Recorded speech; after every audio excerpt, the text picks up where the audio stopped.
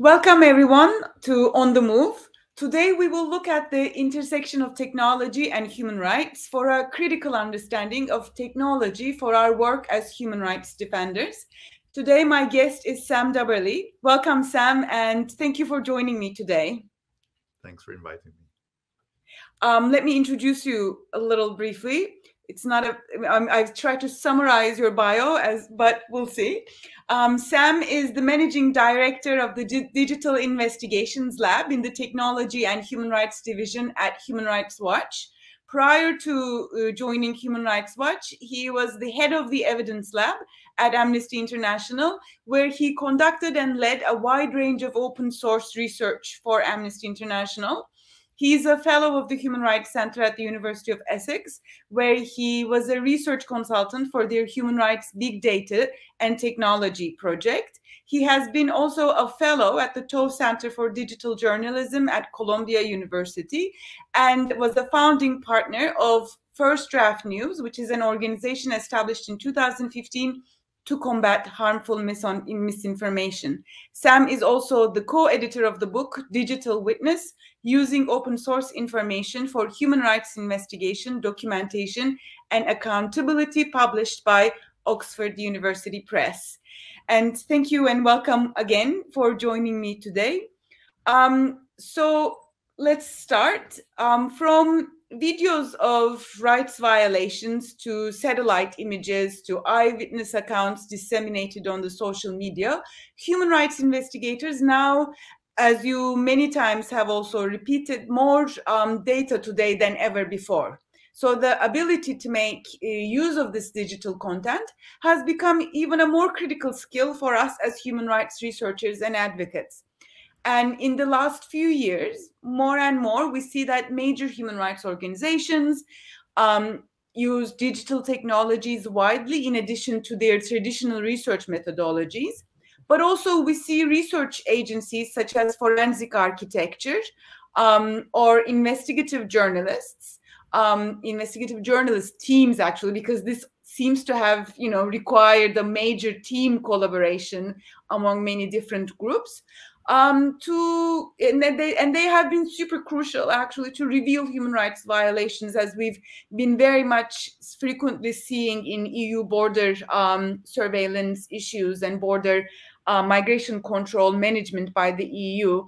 But I think, in my opinion, not a lot of people have really a clear understanding what open source data is, how new technologies, digital technologies are utilized in human rights research. For us, especially where borders are becoming much more inaccessible for us as researchers and journalists, your work on digital investigations have become crucial to actually create accountable knowledge of what actually is happening at EU's borders, at least in my own research and in my own experience. But for our audiences, I want to start with a general question. And the general question is like, how new technologies that we see today have an impact on human rights reporting and documentation? So I think it's become a crucial part of human rights reporting and documentation today. I think you've rightly made a couple of very important points. Number one is, we just have access to so much more data before. It's not necessarily new. It's, happened over the last 15 years, let's say, since the advent of, cheap camera sensors in mobile telephones, since the reduction in price of satellite imagery. The Earth is now encircled by satellites looking down on us.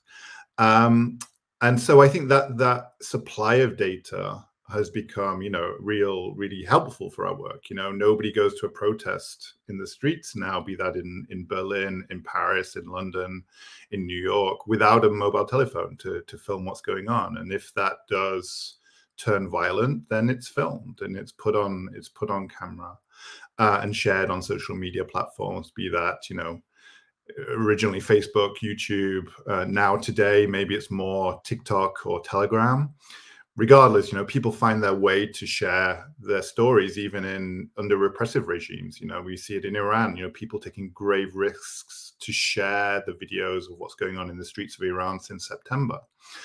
So not only is that a great source of information for human rights organizations, I'd say it's almost become an obligation for us to capture and analyze this information. So I think that's really key. And I think the other thing that makes this information so key is which you also alluded to, is that shrinking space. That shrinking space of accessibility for human rights defenders, be they, like Human Rights Watch, a large international organization where people aren't necessarily based in the countries in which they are the researchers of, or be that grassroots human rights defenders. Either way, that space is shrinking. The risks to being a human rights defender are greater today than probably they have ever been. So having this source of data and that shrinking space in inaccessible areas where as Human Rights Watch we can't get a visa, or as a grassroots human rights defender, it's just really dangerous. Having access to this data becomes really important. But with that, I think, comes the challenge of what we call verification, what others call authentication, whatever you want to call it, actually doing a correct analysis of that data, which is where I think teams like mine have emerged from. It's like, you can't just say, okay, we have this video of an alleged extrajudicial execution in wherever, Colombia, or DRC, or Iran, or wherever, Myanmar, and just prima facie publish that. We have to do research into that, just like we always have done as human rights organizations and human rights defenders. So teams like mine, or as you mentioned, Forensic Architecture, have emerged who are doing that kind of verification and authentication, but then also thinking about how we publish that to its greatest effect, so that we can hopefully affect some change while doing this work. Yeah, you already mentioned the protests in Iran and elsewhere, but digital technologies is not just, from what I understand, not used only by how we receive information from mobile phones and videos in the protests. It's a way more wider use of technology. So could you we'll talk about migration a bit more in the end, but could you also provide us with some cases where wide range of digital technologies have been instrumental in revealing human rights violations in your work? Yeah, absolutely. I mean, I think protest is one where it's fairly straightforward.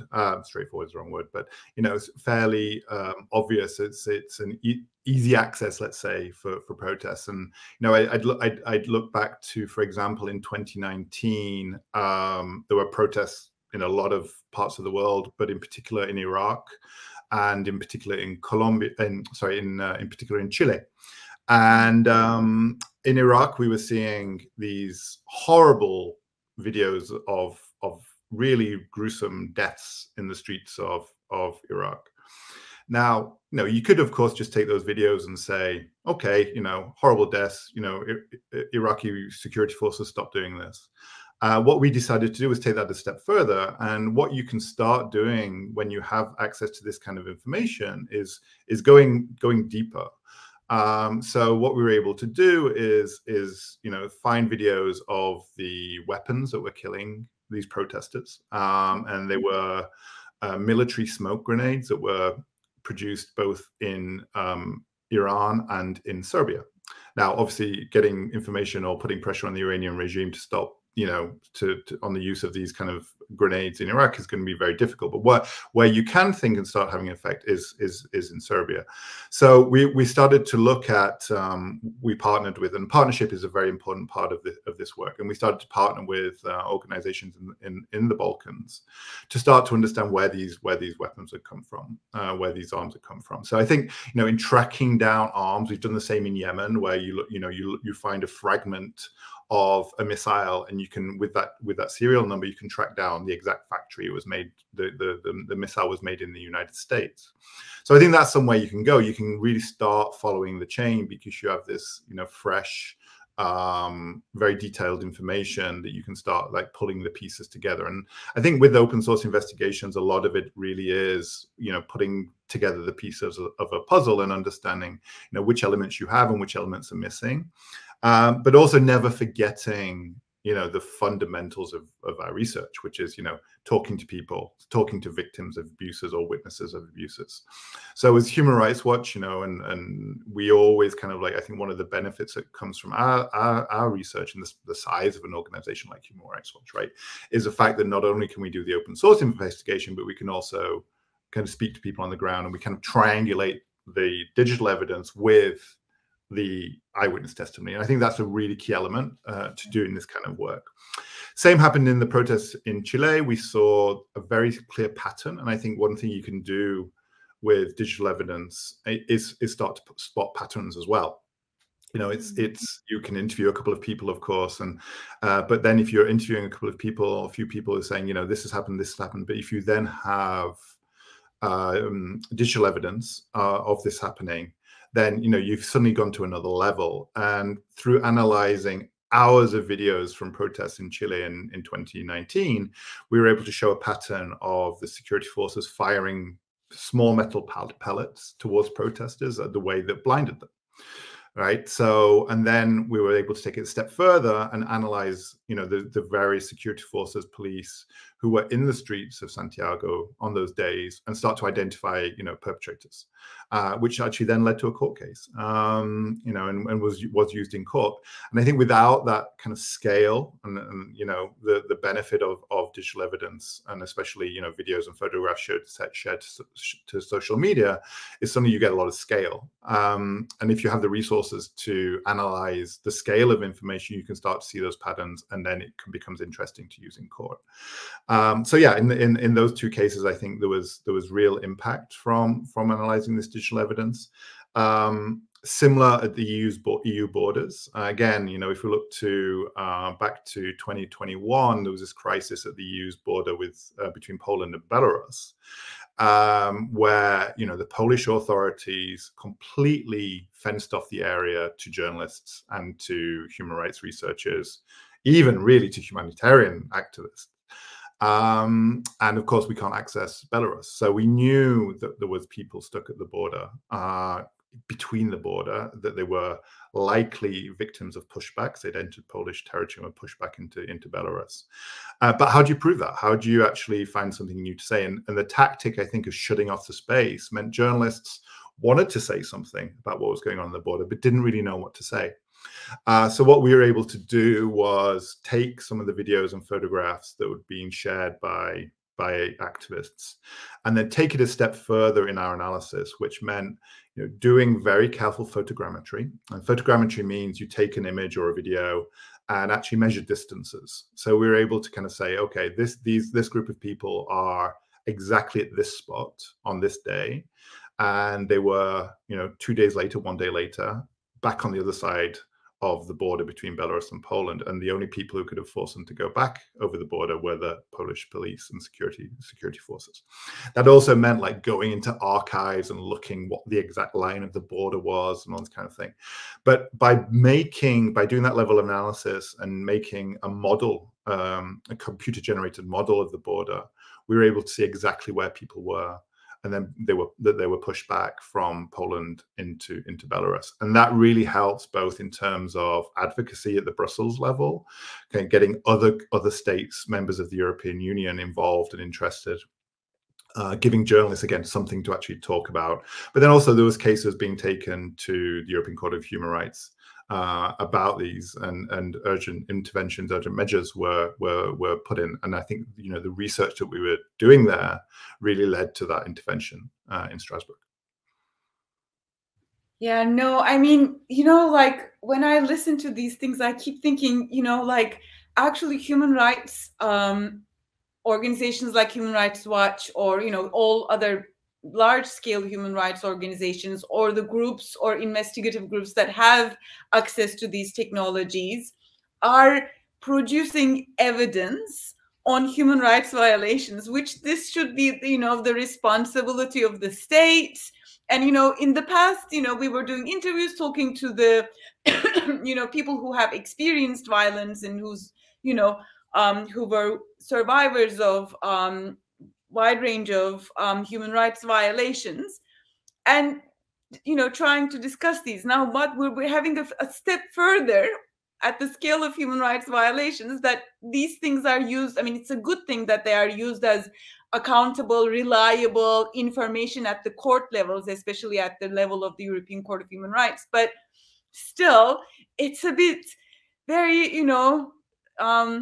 difficult for me, in a sense, to recognize this, because it is, human rights organizations are now doing both, the monitoring as well as, evidence providing to these human rights violations at a larger scale. And we need to develop more skills to ensure that these violations get recognized or reported. So I don't know, it's a lot of work, and it takes a huge team, I assume, right?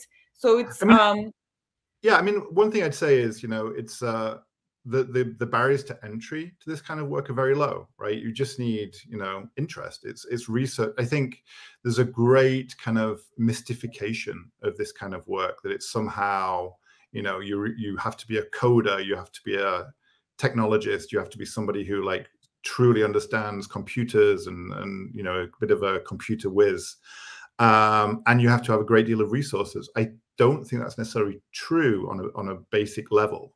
I am not a coder, I am not a programmer, I'm a literature graduate. I'm just interested in these forms of research. Now, is it becoming more computational? Yes. But that kind of computational side of it is almost as much because, we can lean in there, and because, the computational elements as they advance so rapidly, we'd be foolish not to take advantage of that. But it is fundamentals. Like if you're a grassroots human rights defender in, whichever country, let's say Germany, where I'm sitting, and you're monitoring protests around, a coal factory, a coal plant, or whatever has been happening in the German news this week. It's not beyond the realms of possibility. You can learn pretty quickly to gather this information, to do the verification to a level that it's, solid, reliable. That means, working out exactly where it was filmed, working out exactly when it was filmed. And then you can use that in your reporting. You don't have to be doing something to the level, of forensic architecture, who are reconstructing in immense detail, doing kind of like, scientific level analysis of noise, or the way that, smoke has drifted across the square to show how much tear gas was used against, the standards, policing standards of how much tear gas should be used in a space. That is one level, and that is impressive. But at its fundamental level, gathering this information and sharing it in a reliable, authenticated way is not beyond the realms of possibility of any human rights defender, I would say. And I think, moving away, and it's actually become a community of practice, which is very generous in terms of, the resources it makes available. And there's a lot of free resources out there on YouTube, tutorials. I developed a course while at Amnesty International, on how to do this kind of work, which is there, 3 hours of courses for free. So it's there. It's a possibility. Yeah, I agree on the next level of it, but starting at the bottom, I think any human rights defender group can do this. Yeah, and just to flesh it out, actually, so for our audiences to better understand, what is open source investigation? What are the tools? Yeah, I mean, I think, again, to demystify, right? It's like open source investigation is not something new. Open source information is not something new. It's existed for hundreds of years. It's newspapers. It's looking at information that's freely available. Amnesty International. Archival research, basically. Archival research, if you like, is open source information. We go back to maps that are, 150 colonial map. We're doing some research recently in Cambodia, and we're looking at colonial maps to show where villages are, and then using that to track down on satellite where these other villages are. So it's not new. It's just what's changed is the scale of information, right? And I can't go back to that that level of scale. So open source research for us is defined as information that you can access legally and freely, or at very, very, very low cost. We do pay subscriptions at 20 euro subscriptions, or we do buy satellite images that cost 200 euros as an organization.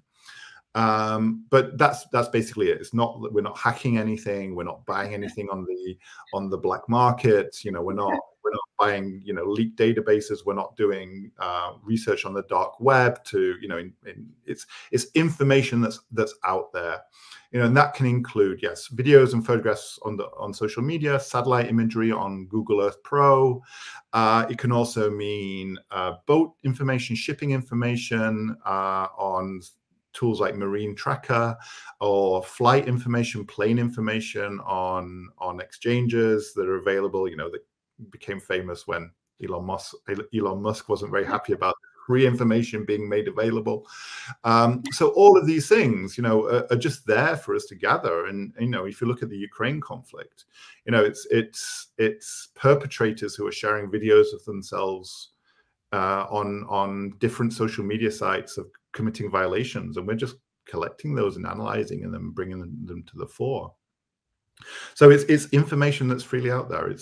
And then it's just a question of analyzing that. So we talk about verification, which is making sure what we see often, for example, if we look at photographs and videos, is it's not very often that something has been staged, that something has been faked. It's more that you have a video or a photograph that is shared to the internet, and then you're told let's say a plane crash has happened, and it's like, oh, here's a video of the last moments of flight XYZ 123, and actually it's a video from 2 years ago. Or this is videos of protests in the streets of, I don't know, in the streets of Caracas, but actually it's a video from Johannesburg. I don't know. So all this happens all the time, and usually these things are very easy to check and verify.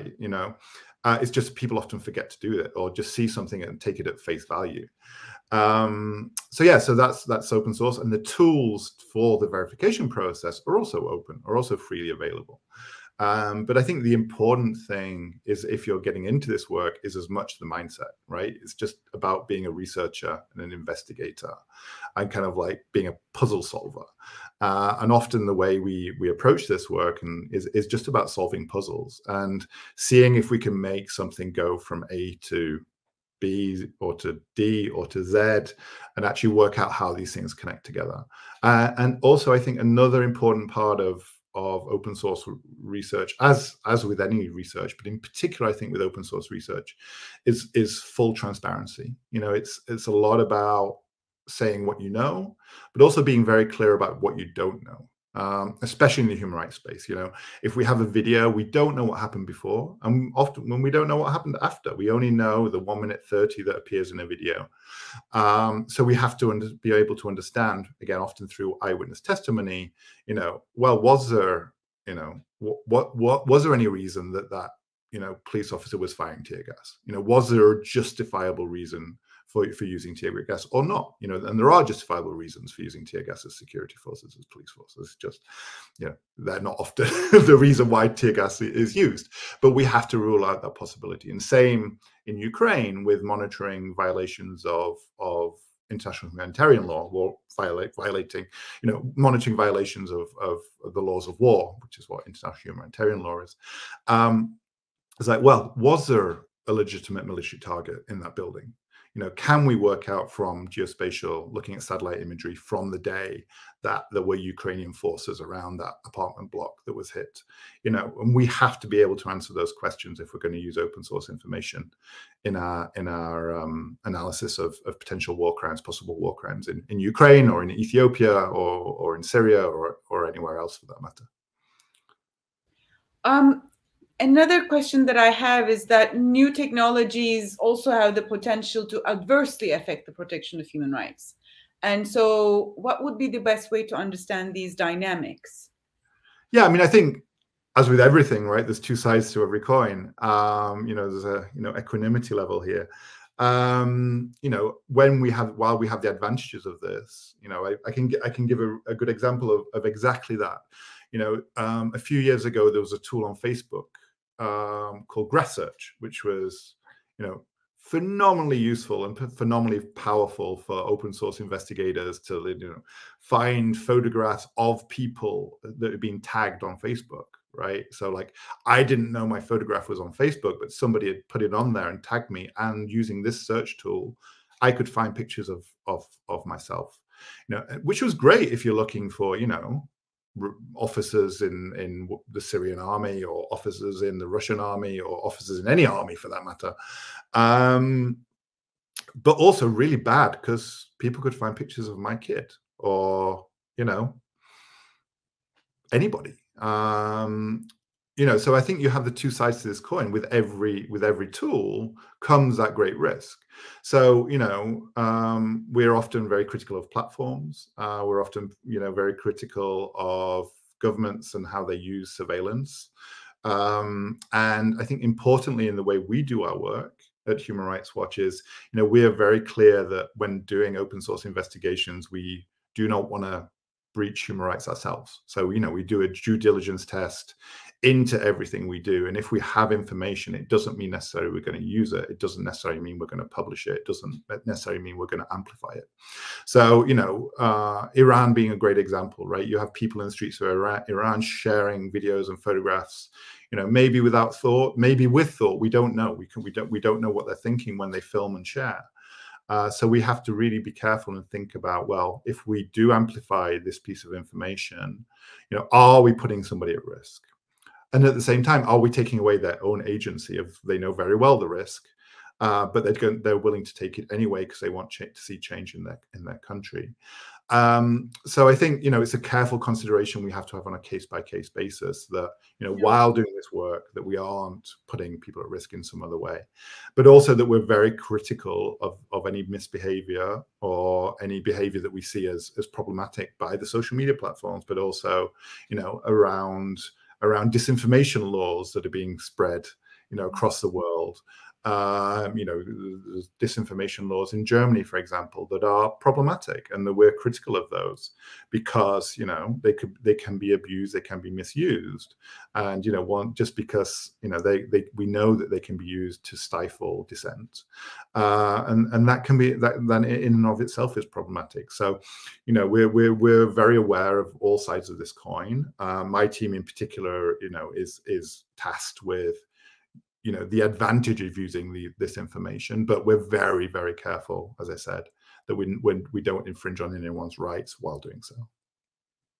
Well, I mean, that actually really quite fits into my next question, which probably you've already answered partially, is the challenging aspects and ethical issues involved in open source investigations to ensure protection and accountability. So, because especially in understanding security concerns, legal obligations, like what are the tools that you can use? Like, for example, we were discussing the other day, like when you are watching the Aegean Sea, for example, doing search and rescue, what kind of tools can you use? What kind of technologies are actually legally possible for organizations? Because the open source, as you mentioned, is there, but then the next step uses a much wide range of surveillance technologies to the benefit of human rights, because usually we talk surveillance technology through the states and control mechanisms over bodies, basically. But we also make use of it. But what are the legal obligations? What are the ethical issues that surround these uses? I mean, look, I mean, I think it goes back to exactly what I was just saying. It's as an open source team, we are going to use information that's freely available to us. We are not going to be, breaking any laws and getting that information. And I think that's really important. I think, of course, we wish we had access to all the Frontex data, but we don't. And that doesn't mean, nor should we, necessarily, that's private, it's private information. Now, what can we use then? It's always a question of what can we use to try and solve that problem, and what conclusions can we make from that information. So yeah, it's we stick by laws, we stick by the laws that are out there. And why I don't talk about ethics is I think ethics is in this space, because we cover that, we're a global organization as Human Rights Watch. I think ethics is a problematic term, because my ethics is not your ethics, is not somebody else's ethics. So I think, thinking of it through a human rights lens, which is being codified and agreed upon by states, and, is a really useful framework. And so, and I think we often think that in that terms about, well, the number one for open source information or open source investigations, right, if you like, I think the gateway right in this space is the right to privacy. And thinking about the right to privacy, and then breaking that right to privacy, what does that mean? Can that lead to detention, arrest and arbitrary detention? Can that lead to death? Can that lead to other rights being abused? So I think thinking about the right to privacy first and foremost when we're doing this work is really key. What does that mean for us? It's, making sure we've thought through all possible questions around permission and consent if we're going to amplify anything. Even if we have thought through those questions around permission and consent, does that still mean just because you can, does it mean you should? And I think is a useful kind of guiding principle, because there's ways to talk about potential abuses without necessarily amplifying the information that you found. So often what we'll do is we've gathered information, we've analyzed videos, we've analyzed satellite imagery, but we don't publish it. We don't publish, we just write about the images. We don't actually, publish any videos, satellites, et cetera, we just write about, what we're seeing. I think that's a way around it. So we're always thinking about that. Of course, when it comes to anything to do with, people who live with disabilities or older people, or particularly children, we're also equally more careful about how we represent that. So, we just go back to the fundamentals of human rights law, and I think they're quite a useful way to guide us in doing this work. But I mean, just a quick question for my own curiosity, I think, but the EU, for example, have established in terms of data protection laws, ethical guidelines that are in alliance with the international human rights law standards, or EU law standards. So would these type of guidelines be useful for a lot of researchers? I mean, for qualitative research methodologies, in my experience, they have been improving quite highly. I mean, for my perspective as a feminist, ethnographer, probably I believe my ethical standards are way higher than what the EU suggests. But in a sense, do those ethical guidelines, especially because I think now they are developing a lot of ethical standards and guidelines on AI technologies. I think this is a new thing that the EU is trying to address, which might be important for such research. Yeah. Absolutely. I mean, I think AI questions around AI are very important. We're starting to tackle those. I think we're seeing a lot of AI tools starting to appear on the market, which are sold as these magical silver bullets for our work. We're not there yet, I think, is the honest truth on that. But I think now's the time to start thinking about those questions, because we are going to be there at some point. Still this work is pretty manual, to be honest with you. Still this work just requires a lot of time and a lot of perseverance and a lot of sweat and a lot of effort and a lot of hitting your head against the wall and wishing, oh, if only I had that extra piece of information that I know exists but I can't get my hands on, because of all these reasons that we've just talked about. The AI is going to start probably helping us at some point. But again, I'll come back to it. I think you're right. I mean, but I think, as you said, like, your ethical standards are probably higher than, but we know that somebody else's aren't. So, keeping ourselves to the very fundamental standards, I think that the law gives us, the human rights law gives us, even, as an organization, is really useful. And then, of course, we build our own discussions on top of that, when it comes to, for example, children, as I mentioned. It's like, I think our standards are way higher than any anybody else would say. You know, it's like really, really, really high, and rightly so. And we shouldn't ever go away from that, even whatever anybody says, you know. So there are some of those things as an organization, the way you can get information, you can get access to that information. But as Human Rights Watch, we would definitely not do that. And I think that's important. But those questions around AI and with the guidance we're getting, of course, from the EU laws and GDPR, etc., of course, we're compliant with those fundamentally always anyway, and then on top of that, we're like, okay, what's our standards as Human Rights Watch, as an organization, that we will not waver from. Yeah.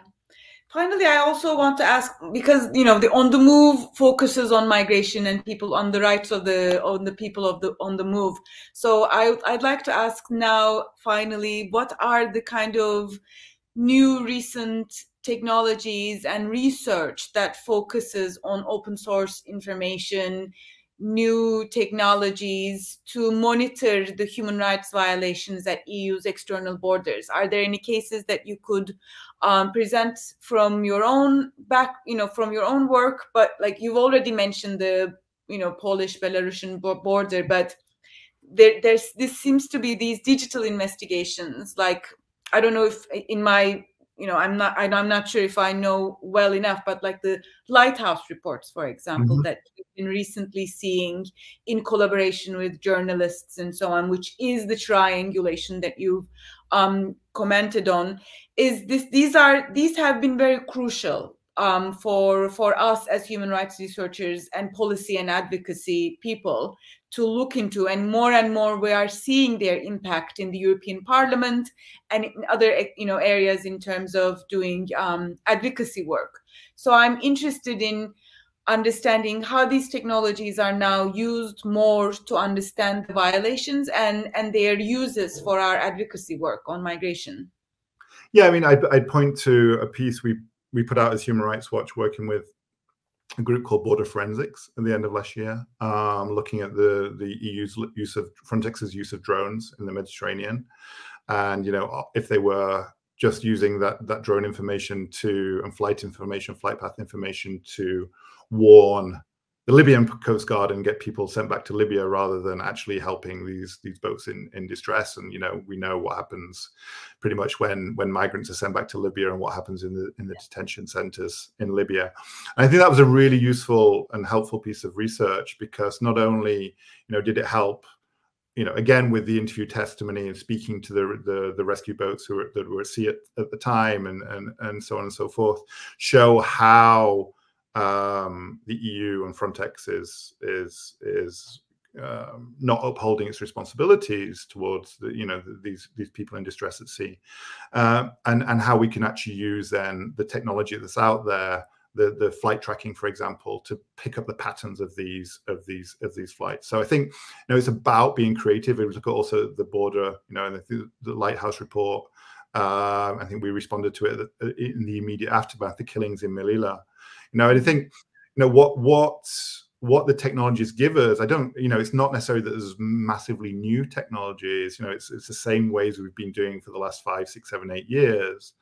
But what the technology gives us is the ability then, as small organizations, to cover a lot more ground. So, my team in Berlin and Geneva is able to respond to what's going on in Spain, is able to respond to what's going on in the Mediterranean, is able to respond to what's going on in the Aegean and the Greek-Turkish border, and is able to respond to what's going on along the Belarus border in Poland, Lithuania, etc., etc. So I think it gives us the scope to do a lot more, to keep our eyes on a lot more, to not just being looking to actually pick up all this information by speaking to people, but also actually kind of reconstruct what's going on. I think one interesting space, which is something forensic architecture has done, but I'd also point to a Polish group called the Border Emergency Collective, where they spoke to people who'd crossed the border from Belarus into Poland, and helped, and by interviewing people in what we call situated testimony, very carefully, and being very trauma aware and aware of being in the company of a psychologist, etc. And then you can actually get better understanding of where violations are happening. right? It's not just that a violation happened somewhere on this border, but the violation happened, around the border, and this is where the potential locations were, and this is exactly what happened. And in doing things like situated testimony, which is very resource intensive, very time intensive, but you can get a better understanding of what's happened, and also then push back against the denials of the security forces, right? So, one thing I think the Border Emergency Collective was able to show was, people were being given pieces of, pallets, wooden pallets that you use for shipping to try and cross the border. Now, if you're a migrant on the Belarus-Poland border, where are you going to get pallets from unless they're given to you, right, by the security forces, right? So rather than saying like, the people stormed the border and, this happened, it was like, well, actually they're being enticed to, probably by the Belarusian authorities, to try and cross the border. So there's issues, on both sides, which need to be addressed and need to be discussed, and solutions need to be found for them. So I think things like that and new spaces to go into, taking that next step. But I think overall, I think the fact that we're able to cover a lot more ground and to really understand what's going on all across the EU's border, I think is really key, and really where the open source research really adds value. Yeah. And to end, then I'm assuming that there are a lot of people who are interested in gaining experience on this and learning more to contribute more and do their own research as organizations or as teams. What are the tools out there? What are the main tools that you could suggest people could start with at the introductory level, including myself? I would actually ask. I think the first thing to get familiar with is a skill or a tool called reverse image search. I think that's the number one thing that everybody should know about. I think, it's where you take a photograph or a video and you search the internet to see if it has appeared on the internet before. And I think, in terms of, stopping spreading, as somebody who, maybe is politically active and wants to say things on the internet, social media, Facebook, Twitter, whatever, about what's going on in the world, knowing that if the image you're posting is actually really connected to the event in question is really important. We saw it in Myanmar in 2017, where videos and photographs were posted of, other incidents, other events. And, with a very simple reverse image search, you could see that a video or a photograph appeared sometime before.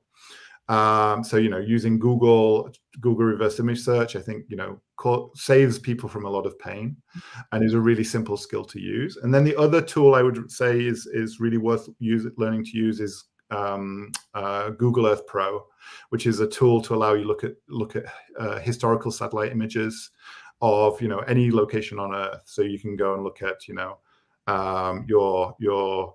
your part of Istanbul, let's say, and see how it's developed over the last 10, 15 years, for example. Or you can also look at borders and how they've changed and new construction on borders in the last 10, 15 years, for example. And that's like really easy to see in satellite imagery. And it's a very useful tool. It's freely available, a little bit complicated to learn, but there are plenty of tutorials online, either on YouTube or just on the web itself, that show you how to use the basics of Google Earth Pro. So I think those are the two tools that everybody should know and be able to use. But there are also, trainings provided online and I think as courses, right? Absolutely. Like, so the one that you've suggested that Amnesty does, are they still continuing to do it, or are there other? Yeah, there's a freely available tool on the website of an organization called Advocacy Assembly, which is kind of a two-part course set up by Amnesty, into how to do open source investigations for human rights documentation. There's a kind of a basic and an advanced one. It speaks to lots of different experts on how to do this, be they geospatial experts, be they weapons experts, be they lawyers, we talk about also trauma and the kind of mental health cost of doing this kind of work. On YouTube, there are other tutorials. I'd also point to an EU initiative called We Verify, which has lots of resources on how to do open source work, more focused at journalists and human rights defenders, but also, the skills, as you can imagine, really kind of like are very interchangeable across the disciplines. Thank you very much. Thank you very much for your time joining the program. Very good to see you, albeit online. Yeah. Thank you so much. Thanks for inviting me. It was a real pleasure to chat. Thank you.